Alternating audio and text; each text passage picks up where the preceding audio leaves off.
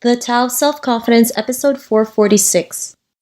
Welcome to the Tao of Self-Confidence, where I share stories of amazing women who have discovered their inner journey to self-confidence. Visit our website at thetaoofselfconfidence.com. Your inner journey to self-confidence awaits. Well, hello friend. Welcome to the Tao of Self-Confidence, where I share stories of amazing women who have discovered their inner journey to self-confidence. I'm your host today, Sheena Yap Chan, and today I have a phenomenal lady on the show today. She is the founder and CEO of the Marketing Zen Group, and I'm just excited to have her on and share her story with us today. So without further ado, I'm going to introduce you to Shama Hyder. Shama, how are you today? Maybe you can fill in a little bit more by yourself to our listeners. Hey, Sheena, pleasure to be here. Absolutely. So I think as most women, I wear a lot of hats too. I'm a serial entrepreneur, founder and CEO of the Marketing Zen Group, or a social media marketing digital PR house. We work with clients all over the world.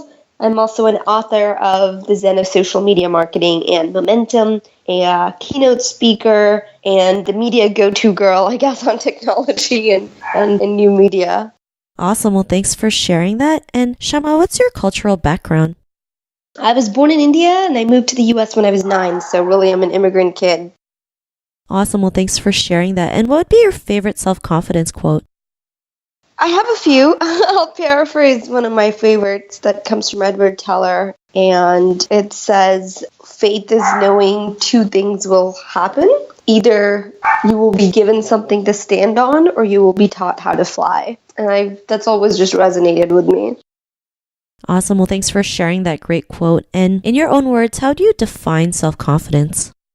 I think self-confidence is different than arrogance, and I think it's important to make that distinction to understand. To me, self-confidence comes from having worked hard and proven something to yourself, right? Versus arrogance, I think, is where someone thinks very highly of themselves but doesn't necessarily have the the actual work to back it up. And not to say that there aren't people who are arrogant who've achieved a lot. I think it's more even the attitude, where with self-confidence, it's more knowing you've pushed your own self beyond, how you've grown as a person, not comparing yourself to other people, but also taking, I think, a view of being a student and always being just curious about the world. I think that's sort of where self-confidence comes from.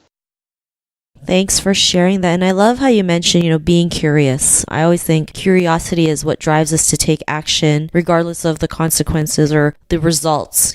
Sometimes fear gets in our way and we're too afraid to take action because we're afraid of what others might think of us. But when we're curious about something, we just want to know what the answer is, right? Regardless of how we get it. So I really love the definition that you mentioned. And, what was your life like before your discovery of self-confidence?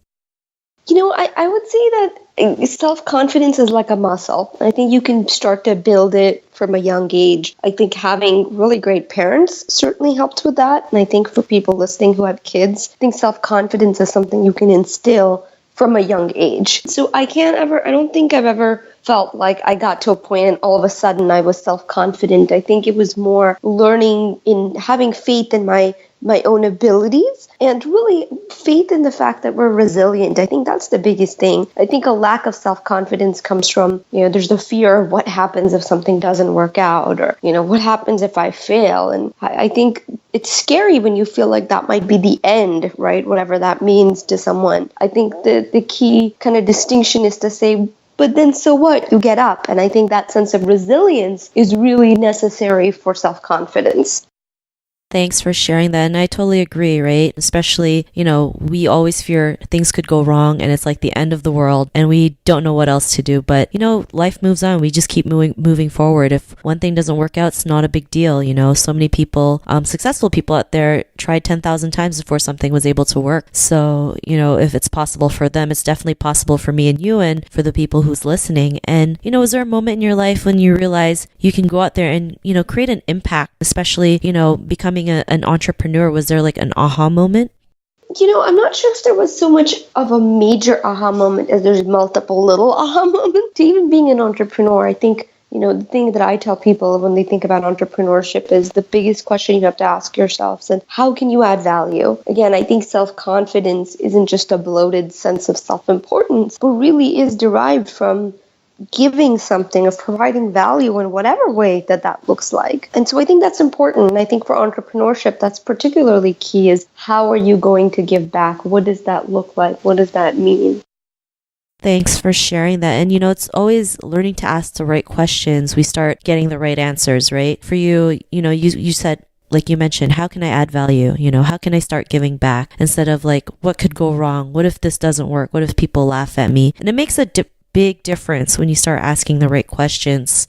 Even when you go in for a job interview, think about that. And I interview lots of folks.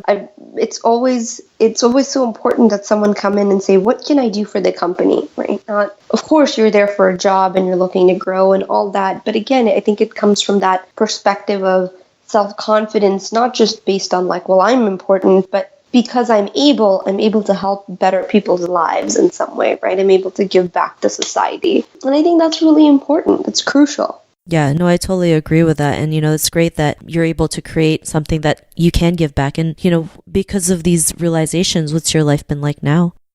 To me, I really do feel like I'm always learning, and I feel like no matter what happens, I have that faith in my own resilience, which allows me to take more risks in business and life and really enjoy life. I don't let fear stop me for a lot of things because I think, well, so what if it doesn't work out, right? There's been plenty of times where things didn't work out, and yet they did in the long term. So to me, that's important. And I think that gives me a sense of freedom, which I think people who suffer from fear and anxiety often don't have that freedom. I imagine that's very debilitating. Thanks for sharing that. And Shama, if our listeners are listening to your episode and they're in a similar journey of self-confidence, what would be that one tip you would give to them? It's an evolution, and you can only compare yourself to you. I think that's so important. I think if you look outside and think, wow, that person's so confident, I want to be like that. You don't know their lessons, you don't know their life, you don't know their background, right? No matter what it seems like on the surface.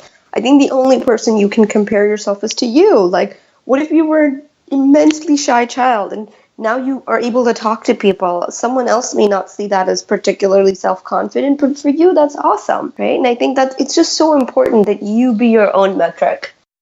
I love that. It's a great tip, especially, as women. We're also great at comparing ourselves to others. So when we can learn to let go of that and just learn to focus on ourselves and just work on ourselves, love ourselves, get better every day. And we will, right? Because we've invested that time. So thanks for sharing that. And if our listeners wanted to get to know a little bit more about you and what you do, is there any links or social media profiles we can connect with? Yeah, absolutely. I'd be happy to connect with any listener on my social platforms, LinkedIn, Twitter, Facebook, also on our two websites, marketingzen.com, which is my company site, and my personal site, which has all my social links as well, which is shamahyder.com. Awesome. Well, thanks for sharing that. And to our listeners, if you want to connect with Shama, you can also head on over to thetaoofselfconfidence.com and search for Shama's name. Her show notes will pop up along with everything else that we talked about. And I just want to thank Shama for taking the time to share her story and tips with us on self-confidence. So thank you so much. Thanks for having me, Sheena. Pleasure to be here. Hope it was helpful to someone listening out there. Not a problem. It was really great having you on, and I'm sure the listeners loved it. To the listeners, be on the lookout for another new episode of another amazing woman's journey to self-confidence, and we'll talk to you soon. Bye for now. Thank you for tuning in to another amazing episode of the Tao of Self-Confidence. Get your free self-talk tape for building self-confidence by visiting our website at thetaoofselfconfidence.com. Your inner journey to self-confidence awaits.